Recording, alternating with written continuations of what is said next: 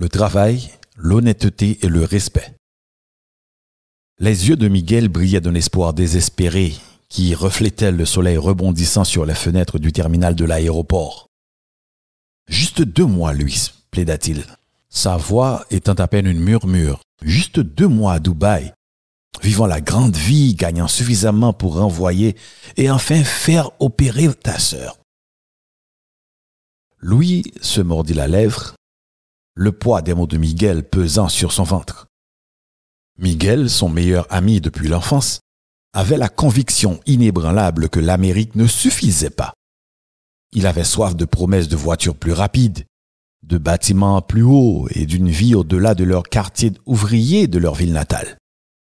Cette promesse, murmura-t-il, traversait l'océan, scintillant dans le mirage d'un visa de travail à Dubaï, obtenu grâce à un contrat obscur. Louis connaissait déjà les risques.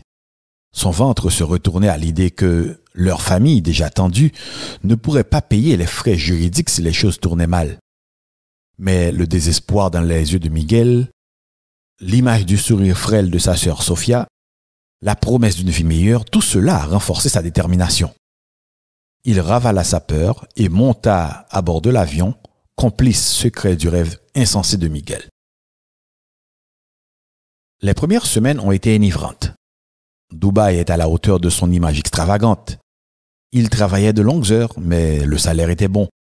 Et la ville vibrait d'une énergie qui alimentait leur espoir. Miguel, toujours aussi charmant, se faisait facilement des amis, leur rire résonnant dans leur petit appartement partagé. Mais le spectre du faux visa planait, un nuage sombre au-dessus de leur réjouissance.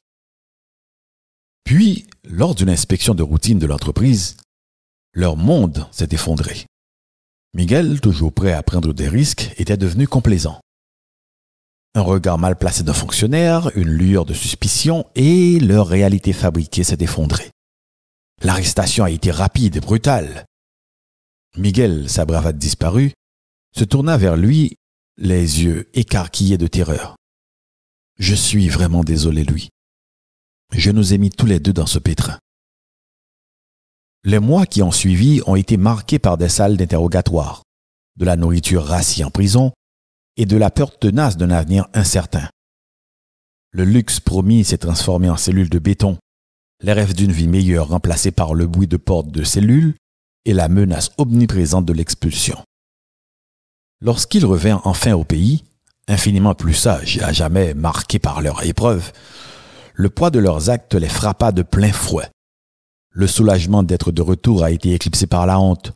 La culpabilité et le fait de savoir que leurs actes avaient mis en danger non seulement leur propre liberté, mais aussi le bien-être de leur famille.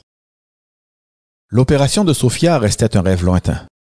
Les difficultés financières liées aux frais juridiques et à la perte de salaire ont plongé leur famille dans une situation encore plus difficile. Le rire insouciant qu'ils partageaient autrefois a été remplacé par un lourd silence, ponctué par les excuses constantes de Miguel et le ressentiment de Louis. Leur histoire est devenue un récit édifiant, murmuré dans le quartier, un rappel brutal des dangers liés à la recherche de raccourcis. L'attrait d'une solution miracle, le désespoir d'une vie meilleure pourrait facilement se transformer en cauchemar, brisant non seulement vos propres rêves, mais aussi la vie de ceux qui vous entourent. Alors que Miguel et Louis tentaient de reconstruire leur vie, les cicatrices de leur erreur restaient. Ils ont trouvé un travail honnête, ont économisé avec diligence et finalement, l'opération de Sofia a eu lieu. Mais le souvenir de leur escapade à Dubaï leur rappelait constamment « La loi n'est pas seulement un ensemble de règles, c'est le fondement de leur société, la sauvegarde qui les protégeait ainsi que leurs proches. » La rompre, aussi tentante que soit la promesse, entraînait un coût bien plus élevé que n'importe quel raccourci ne pourrait jamais offrir.